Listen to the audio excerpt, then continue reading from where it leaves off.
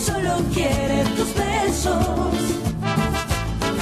Rosalinda, Rosalinda.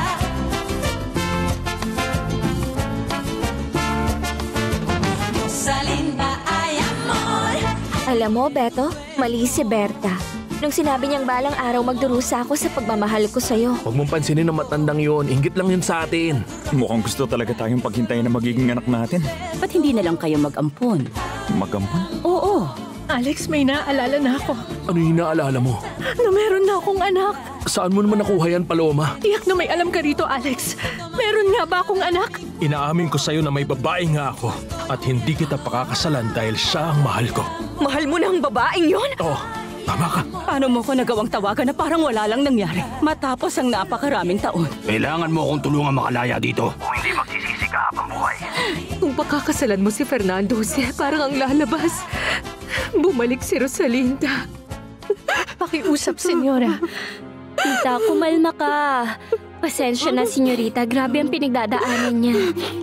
Hindi ako makikiusap na magpasya kaagad. Pero pag-isipan mo, isipin mo ang bata. Hindi na kita aabalahin. Pakisabi na lang kay Clarita, aalis na kami. Sige, tita, tayo na. Aalis na kami.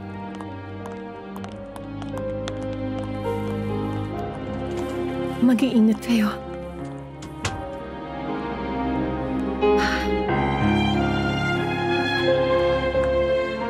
Ay, Diyos ko.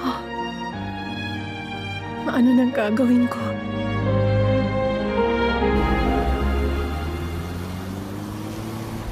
Iiwan ko na si Fedra, Tito. Paano yung bata? Isasama ko siya.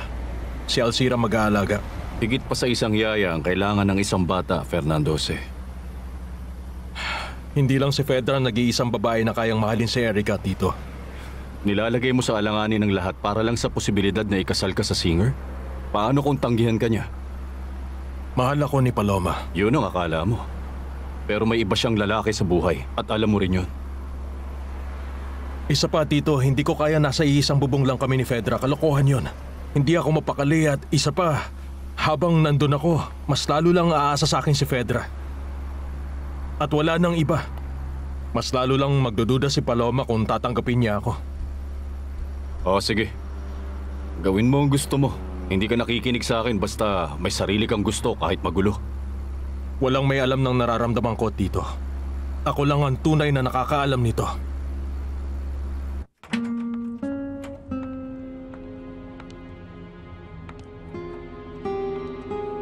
Pinuntahan mo ba si Paloma? Oo, Alfredo. Kasama ko si Lucy. Anong nangyari? Hindi maganda, Alfredo. Binastos ka ba niya? Hindi. Pero naaalala ko si Rosalinda sa kanya. Sobra. Umalis ako doon ng wasak. May pinangako ba siya sa'yo?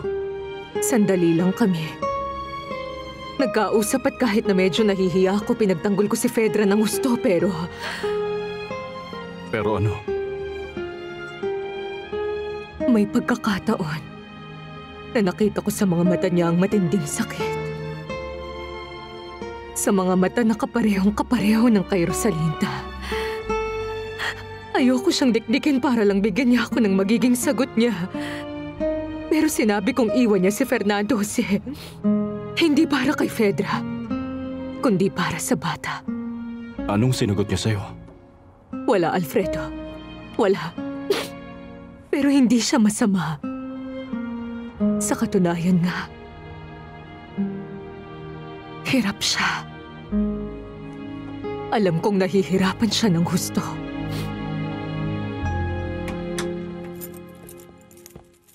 Ngayon pinupuntahan mo na rin ang baliw na babaeng yun sa umaga? Huwag mong pagsalitaan siya ng ganyan, Fedra. Mali ang inaakala mo. Kilalang kilala mo na siya ngayon. Basta kilala ko siya. Nakalimutan mo na yung manager na dating kinakasama niya sa iisang bahay? Magkasama sila, pero walang namamagitan. Oo nga pala, Fedra. Gusto kong malaman kung bakit pumunta ka sa bahay ni Alex Durantes. Nawala na ba ang sakit ng ulo mo? Medyo masakit pa. Siya nga yun. Sinong siya? Siya talaga yun. Naramdaman ko ang lukso ng dugo kanina. Si Paloma Durantes. Ay ang anak natin si Rosalinda. Oo, dahil magkamukha sila. Hindi. Hindi niya siya kamukha. Dahil siya talaga yun. Nakilala ka ba niya kung sino ka? Hindi.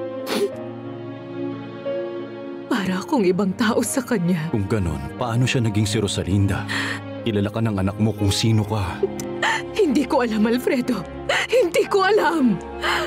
Kung ganon, paano mo ipapaliwanag bakit iba ang pakikitungo niya kung nakikilala niya kung sino ka? Hindi mo rin pwedeng isiping binabaliwala niya tayo. Ano naman ang magiging dahilan niya? Isa lang ang pwedeng maging dahilan.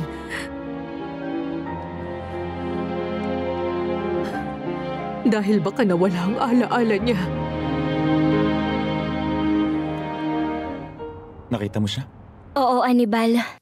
At nakausap mo siya? Oo. Tapos wala akong ginawa kundi titigan siya ng matagal. Hindi ako makasingit sa pinag-uusapan. Natutulala ka sa sobrang magkamukha ni na Paloma Durantes at Rosalinda, tama? Anibal, siya at si Rosalinda ay iisa. Nakita ka ni Paloma sa bahay ni Durantes. Para may malaman tungkol sa buhay ng babaeng yon. Pedra, ayoko nakikipagsabuatan ka kay Alex Durantes. Mainit ang dugo namin sa isa't isa at kapag nalaman ko na meron kayong kasundo ang dalawa o ano man. Anong tingin mo sa akin, ha? Tingin mo may kakayahan ako? Hindi ako makapaniwala, Fernando Jose. Ito ba ang kapalit ng lahat? Mawawalan ka ng tiwala at may pangmamaltrato sa akin? Pakiusap, Fedra. Wala kang utang na loob. Pinoprotektahan mo talaga siya.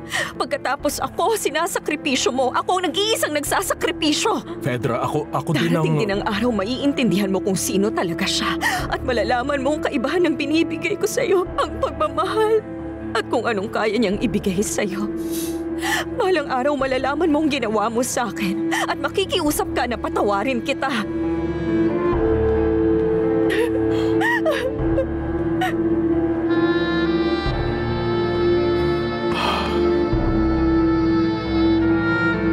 Bakit mo naisip yun, mahal ko? Hindi ko alam kung paano ipapaliwanag, Anibal, pero siya talaga si Rosalinda. Wala akong masyadong sinabi kay Tita Soledad dahil apektado siya. Iyak siya ng iyak. Pero sigurado akong siya si Rosalinda. Siguro nabuhay siya uli. Ewan, hindi ko alam kung paano ipapaliwanag pero... Pareho siguro kayo nang naramdaman ni Tita Soledad, hindi niya lang sinabi. Sinabi nang hindi ko alam. Pero ang babae yun talaga si Rosalinda. Walang dahilan para lokohin ko si Alex. Eh di pakasalan mo na siya. Ay, madali lang sabihin. Pero alam mo, Ano? Mahirap dahil ang pianistang si Altamirano ang karibal? Mahirap nga yun. sobrang gwapo niya. Mukha siyang malambing at mukhang romantiko. Talagang kitang-kita ko na sa'yo na nahulog ka na dun sa pianista. Kawawang Alex, kaso wala eh. Ikaw, Natalia, napakarami kasing pumipigil sa pagmamahalan namin ni Fernando Jose. Huwag mong sabihin na yung girlfriend na naman niya. Mabait daw kasi siya sa kanya. At doon din sa anak niya. Anong problema sa bata? Ang mama ng dating asawa ni Fernando Jose pumunta sa akin. Siya naman ang tita ni Fedra. Sinabi niya na mahal ng batang pamangkin niya dahil siyang nagpalaki at tumayo bilang ina. Sabi niya iwan ko si Fernando Jose. Anong balak mong gawin?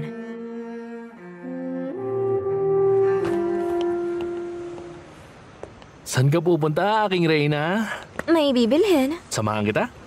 With Monday.com's intuitive work management platform. Saan ka pupunta, aking Reyna? May bibilhin. Samahan kita? Oo, syempre.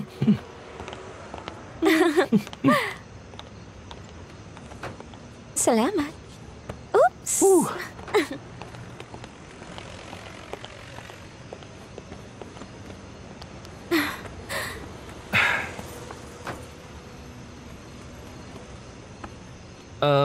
Meron akong pinangako sa'yo. Beto, ang ganda naman ito.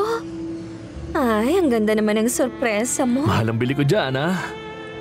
Sulit naman sa akin, di ba? Oo naman, aking Reyna. Wala man lang ba akong isang halik dyan, ha? Kahit dalawa pa, mahal ko. Ano? Doon tayo sa dati? Sandali lang muna. Hintayin mo munang makakain si Mama. Ba't di mo ko sagutin? Aalis ka na ba sa buhay ng pianista? Ay, hindi ko alam, Natalia. Nandyan si Alex. Nandyan ang bata. May damdamin sila at ayoko silang mahirapan pero ayoko rin namang pahirapan si Fernando Jose. At ako, ayoko rin namang mahirapan.